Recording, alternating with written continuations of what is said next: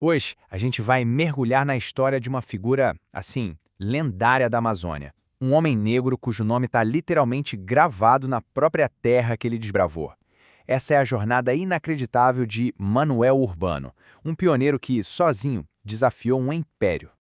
Essa poesia aqui, ela captura perfeitamente a essência do Manuel Urbano da Encarnação. Pensa só, um pioneiro, quase uma figura mítica, que entrou no coração da floresta e construiu um legado do absoluto zero.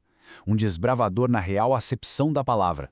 E para a gente ter uma ideia do tamanho da conexão desse homem com a história do Brasil, em 1893 ele simplesmente chocou a redação de um jornal, o Diário de Manaus, com uma coisa impressionante.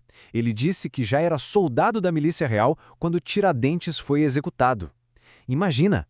Era uma conexão viva, em carne e osso, com o passado da nação.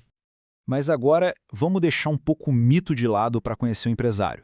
Como é que esse homem, de mãos calejadas, conseguiu erguer uma fortuna às margens do Rio Purus, que era uma das regiões mais selvagens e desafiadoras do mundo? Olha, aqui a gente começa a ver a genialidade da visão dele. Ele não era só um comerciante de rio, o tal do regatão, sabe? Aquele que navegava vendendo de tudo para as comunidades isoladas. Não. Ele era um verdadeiro estrategista. Se tornou um mega proprietário de terras e seringais, fundou uma empresa familiar e, numa sacada pioneira para a época, foi o primeiro a levar gado para a região de Canutamá. Que visão de futuro, hein? Mas como era de se esperar, né? Tanto sucesso, vindo de um homem negro e de origem humilde, acabou acendendo a inveja. A ascensão do Urbano transformou num alvo para a elite de Manaus. Eles não viam um pioneiro, viam um intruso no mundinho fechado deles. E aqui a gente vê a narrativa cruel que os inimigos dele criaram. De um lado, essa acusação falsa de que ele era irresponsável com o dinheiro, e do outro, a verdade nua e crua. Um preconceito de classe e de raça, dos mais venenosos, feito para derrubar um homem que ousou ter sucesso fora dos círculos da elite.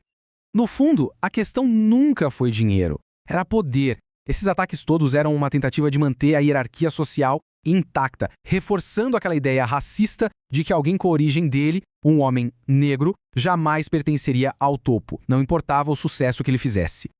E, infelizmente, essa perseguição implacável, somada a uma verdadeira catástrofe, acabou dando início ao colapso do império financeiro do Urbano.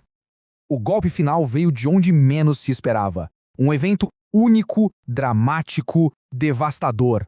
Um incêndio. Um incêndio que consumiu simplesmente tudo. Mas veja bem, não foi um incêndio qualquer, o fogo destruiu o barracão dele. E na economia amazônica daquela época, o barracão era o coração de tudo. Era ali que se controlava o crédito, os estoques, as dívidas dos seringueiros.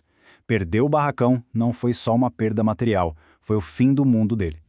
A partir daí, a queda foi vertiginosa. O incêndio levou ao fim da empresa, o que forçou ele a vender tudo. E não foi por má gestão, não. Foi para pagar dívidas e os custos absurdos dos processos que moveram contra ele. No final, ele acabou completamente isolado. Em 1897, a jornada de Manuel Urbano da Encarnação chega a um fim que parece trágico. Ele morre em condições humildes, na periferia de Manaus. Aos olhos do mundo, e principalmente da elite que o destruiu, parecia a imagem da derrota total. Só que a história dele não termina nas cinzas. É exatamente aqui que começa a parte mais fascinante. A redenção de um legado que fogo nenhum conseguiu, nem conseguiria destruir. Manuel Urbano passou por uma espécie de metamorfose histórica. Ele simplesmente deixou de ser apenas um homem, para se tornar a própria geografia da Amazônia. A verdadeira fortuna dele, no fim das contas, não estava nos bancos. Estava na marca eterna que ele deixou na terra. Isso não é só uma metáfora, não. O nome dele está literalmente gravado no mapa do Brasil. Cidades como o município de Manuel Urbano, lá no Acre, ruas e até rios levam o nome dele, garantindo sua imortalidade. A biografia dele prova um ponto que é essencial. A verdadeira construção da Amazônia não veio de exploradores distantes, de fora. Veio do suor, da coragem e do conhecimento profundo de brasileiros como ele, gente que viveu e respirou a floresta. Por isso tudo, a gente pode dizer que ele não morreu de verdade em 1897. O fim dele foi, na verdade, um retorno poético ao rio que ele conhecia como ninguém. Ele se dissolveu naquelas águas, se tornou a própria correnteza eterna. E isso tudo nos deixa com uma reflexão final, né? Como um homem que foi aparentemente vencido pelo fogo, pela burocracia, pelo preconceito, conseguiu alcançar a imortalidade a ponto de se tornar a alma de um rio? A história de Manuel Urbano mostra que a verdadeira fortuna, às vezes, é aquela que nenhum incêndio pode consumir.